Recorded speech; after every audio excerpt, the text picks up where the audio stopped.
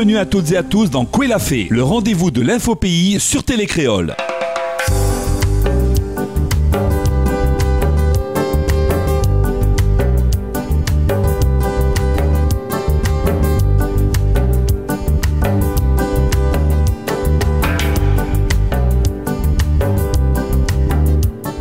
Jean-Jacques Magdelaine, famille plantée de géranium. Ça fait, moi-même, je suis la 3e génération à faire des huiles essentielles. Ça fait mon grand-père a fait géranium, mon papa a fait géranium. Et ça fait moi je suis planté de géranium aussi. Et nous l'a diversifié. Ça fait nous en huile essentielle. Là, ici, on est situé à 1400 mètres d'altitude. Ça fait nous faire à peu près une dizaine d'huiles essentielles. Ça fait nous fait géranium, nous fait cryptoméria, du camphre, eucalyptus, du romarin, du cyprès, tout ça. Ça fait on fait toutes les plantes odorants qu'on trouve. Comme la médecine en aromathérapie se développe. Beaucoup de gens se soignent aux huiles essentielles, mais ça fait on fait plusieurs huiles. Mais sinon, le géranium, on le fait depuis des années et des années. Et ici, à Maison du Géranium, c'est-à-dire c'est un mini-champ en présentation, la variété de géranium qu'on plante ici à La Réunion. Et ça fait géranium. Ça fait, tout le monde l'appelle géranium. Bon, en fait, c'est pas un géranium, c'est un pélargonium. C'est le Pélargonium graveolens. C'est-à-dire c'est un croisement entre deux variétés de pélargonium, Capitatum et Radens, qui ont donné cette variété de pélargonium, Pélargonium graveolens, qu'on appelle tout simplement Géranium rosa, parce que son essence rapproche plus à celle de la rose. Parce qu'auparavant, on distillait de la rose en métropole. Et l'huile essentielle, et on appelait ça la rose de Damas. Et l'huile essentielle de rose, c'est 30 000 € le kilo. Et comme l'huile essentielle de rose était tellement chère, ça fait les parfumés, ils ont essayé de trouver une plante qui donne une huile essentielle qui rapproche plus à celle de la rose. Et ils ont découvert cette variété de géranium-là. Et c'est pour ça qu'on l'appelle géranium rosa.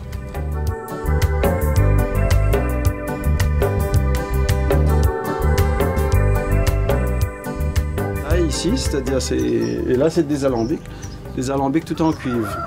Ça fait depuis son introduction à La Réunion, ça a toujours resté des alambics comme ça. Mais aujourd'hui, on ne fait plus des alambics en cuivre, on fait des alambics en inox. Là, on a un grand qui a une contenance de 1000 litres et on a un petit alambic aussi à côté. Et à côté, on fait du romarin, tout ça par exemple. Et là, cet alambic-là a une contenance de 1000 litres. 1000 litres, c'est-à-dire avant de mettre du géranium dedans, on met 250 litres d'eau à l'intérieur de la cuve. Ensuite, on rajoute un croisillon de bois qui fait 50 cm de hauteur. Et sur ce croisillon de bois-là, on rajoute un plancher de bois. Parce qu'il ne faut pas que le géranium baigne dans l'eau. Après, on met les 250 litres d'eau et on fait un bon fuste en dessous. Et quand l'eau commence à bouillir, c'est là qu'on commence à mettre le géranium dedans.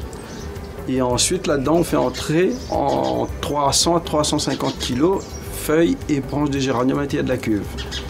Une fois qu'on a mis les 300-350 kg, on prend le fumier de géranium, on fait un joint tout autour du cercle, et ensuite on rajoute le couvert.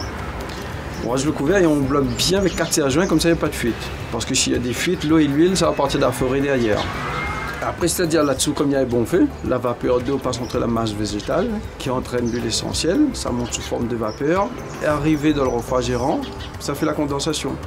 Ça fait la vapeur d'eau devient liquide, devient l'hydrolat, et la vapeur d'huile devient l'huile verte. Et ça fait les deux liquides tombent dans l'entonnoir, et l'essentiel, l'essentiel c'est une bouteille qu'on a cassé le fond.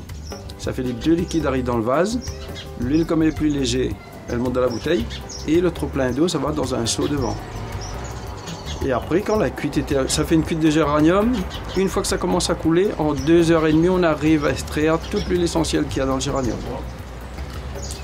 Contrairement à cryptoméria, une cuite de cryptoméria, il faut compter 15 heures de temps pour extraire toute son huile essentielle. Voilà. Après, une fois qu'on a tout distillé, en général, c'est une coopérative qui récupère toutes les huiles essentielles de l'île. Et cette coopérative, l'île revend ça à la ville de Grasse, comme toutes les grandes parfumeries se trouvent à Grasse. On fait géranium. Oui. Géranium, on le fait depuis des années. Et le géranium, c'est ça, en fait. Ça fait nous-mêmes, on est la 3e génération à le faire. Ah, d'accord. Géranium.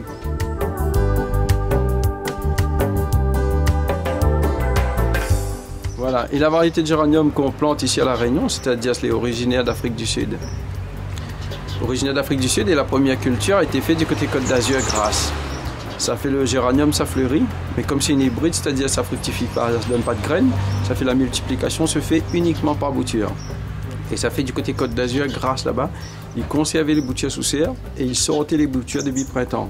Ça fait, ils mettaient ça en terre et ils faisaient 2 récoltes dans l'année. Nous, on a commencé à planter ici dans les Hauts de l'Ouest à partir des années 1920. Et entre les années 1920 jusqu'à les années 1980, on avait 15 000 hectares plantés en géranium. 15 000 hectares, ça a commencé depuis dans les Hauts-de-Sainte-Marie jusqu'à dans les Hauts-de-Saint-Joseph. Ça fait sur tout ce versant-là, était couvert de géranium. À La Réunion, ici, vous savez, on a la côte au vent et la côte sur le vent. La côte au vent, on ne peut pas le planter parce qu'il pleut presque tous les jours. Et aujourd'hui, sur toute la Réunion, il reste entre 80 et 100 hectares en géranium. Et ça fait les personnes qui font du géranium aujourd'hui, c'est plus les anciens. Ça fait le jeu qui sont à la retraite, ça fait c'est fini. Ça fait nous, on tient toujours par rapport, on fait plusieurs huiles essentielles. Et puis on a une petite boutique artisanale à côté, ça nous permet de tenir. Mais si on faisait uniquement géranium tout seul, ça fait longtemps qu'on aurait arrêté. Un alambic, c'est un appareil qui sert pour mettre les plantes dedans et pour extraire l'huile essentielle à base de vapeur. C'est tout simplement ça. Alors là, ça fait le fond. Ça sert pour tracer. On l'a mis pour un petit pointu, là, c'est avec ça, mais il permet de voir le trait, ça il est. Mon travail ici dans l'atelier, c'est de fabriquer les alambics miniatures. Je vais apprendre sur le temps, c'est pas mon métier. Hein. Que c'est un moulin là, il a un petit peu la main, touche à tout, mais il fait la première fois. Et après, c'est en travaillant, on apprend. Hein. Les premières étapes, bien sûr, quand il dit l'alambic, c'est le cuivre. La première étape, c'est voilà, métal le cuivre pour faire les alambics. Ensuite, la seconde, c'est le four. Le four, il travaille toujours, il reste toujours dans le traditionnel, c'est-à-dire la pierre. Mais il fait le four en pierre. Et ensuite, des fois, il fait aussi les petits hangars en paille vétiver. Et puis le socle en bois. Et aussi, il fabrique aussi les petits diffuseurs de parfum. Les diffuseurs de parfum, c'est des petits marmites que il fait avec le petit foyer. Et puis à mettre aux personnes, les gens intéressés, de mettre ça dans la maison. Soit en déco, soit ils peuvent utiliser pour mettre dans la maison en mettant un petit peu d'huile essentielle dedans pour le moustique par exemple. Et puis parafumer la maison, bien sûr. Voilà. Toute mon enfance, je l'ai vécu dans le géranium. Mes parents ils faisaient, et puis moi, j'ai vécu quand même pas mal de temps dans le géranium. Quand ils coupaient le géranium, quand ils plantaient, quand ils défrichaient, moi j'étais dit avec la famille. Et ensuite, c'est vrai qu'au départ, ils ne gagnaient pas grand-chose dedans, quand on vend l'huile essentielle. Mais moi, bon, là, comment ils faisaient longtemps, avec, quand ils gagnaient un petit monnaie, là, il n'est pas assez. Moi, je l'ai quitté pour aller au travail ailleurs. Là, hein. Et il fait qu'après, pendant un certain temps, moi, je travaille quand même un peu sur les chantiers. Et c'est après, il manquait à moi cette envie de faire une affaire. C'est pas moi quand vous voulez un travail, le beau que fait ici, il fait ou fait, mais ouais, pareil, il a fait la façon ou fait, ou envie de t'affaire. Et c'est de là que je suis revenu au soir, en fin de compte, je suis revenu dans le géranium. Et c'est en faisant le géranium, j'ai l'idée de commencer à faire les alambics. En fait, comme je n'ai pas fait commencer l'alambic, je commencé le vase florentin. Et en faisant les vases florentins, je me dis, vous faites un vase florentin, vous faites un petit alambic pour moi. Je me dis, il n'est pas facile. Mais là, après, il me dit, il aime tellement le alambic, il fait que un beau jour, je tape un morceau de cuivre, je tape dessus. Et là, je fabrique mon petit alambic. Alors, ça aussi, c'est un petit alambic que je n'utilise pas. Et voilà, dernier coup, je fait des roses dedans. Et mais pas contrairement aux autres, là, les autres, ils me mettent aussi, mais ça m'a fait des petits vis. Fait que, normalement, on n'a pas besoin de mettre le joint autour, seulement des petits vis comme ça.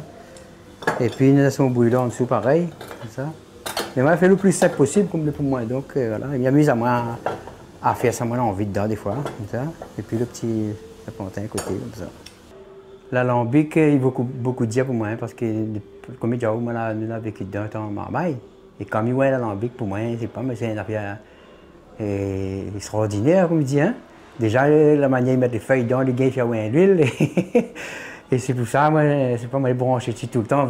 Enfin, me dira pas 24 heures, mais moi, je passe plus de temps dans mon travail, dans l'atelier, que dans la case.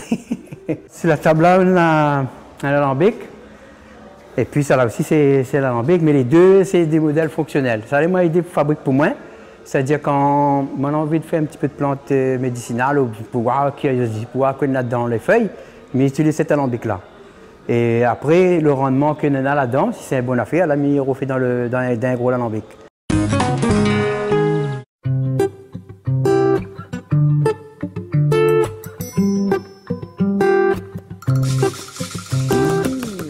bonjour, moi c'est Yolande Posé, voilà, j'habite à Sans Souci et on a 61 ans.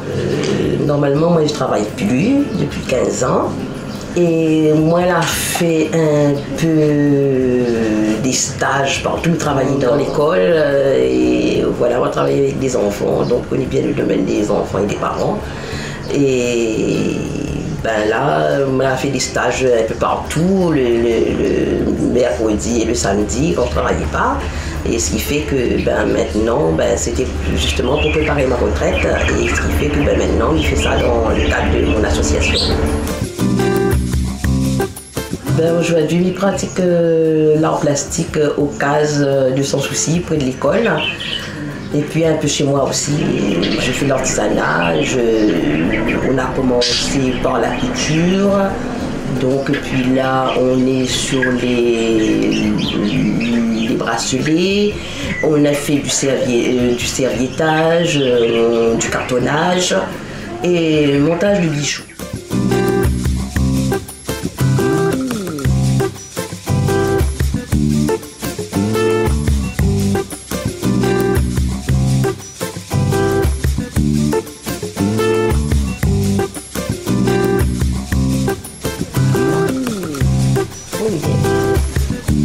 Il y a plusieurs sortes de presse. Ben, on travaille aussi dans le cadre du développement durable, reconversion de certains ustensiles, par exemple comme la marmiterie. Ben, là-dessus, je fais de la mosaïque. Je récupère et l'intérieur comme l'extérieur de la marmiterie et je travaille ça en faisant de la mosaïque et aussi on peut faire aussi du serviettage dessus. Et par contre aussi dans le cadre du développement durable aussi je travaille les pneus, c'est-à-dire je fais des vases, des sortes de pots pour agrémenter la tour parce que c'est quand même très durable les pneus, c'est en caoutchouc et quand on passe à des broussailleuses ça ne se coupe pas quoi. Donc c'est presque à vie quoi.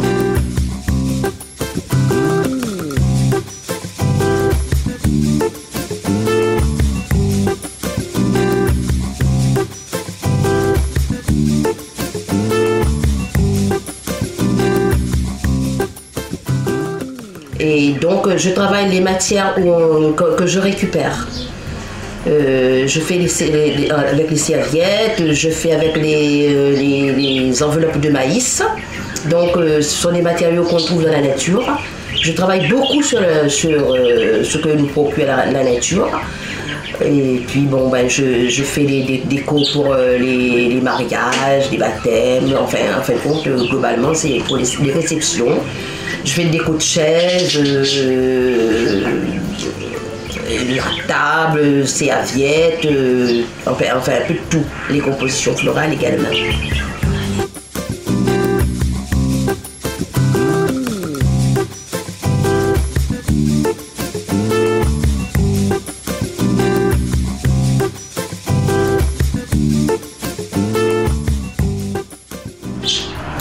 C'est ainsi que se termine l'édition de ce jour de Koué l'a fait. Merci de l'avoir suivi et rendez-vous demain soir à 18h45 sur Télé Créole.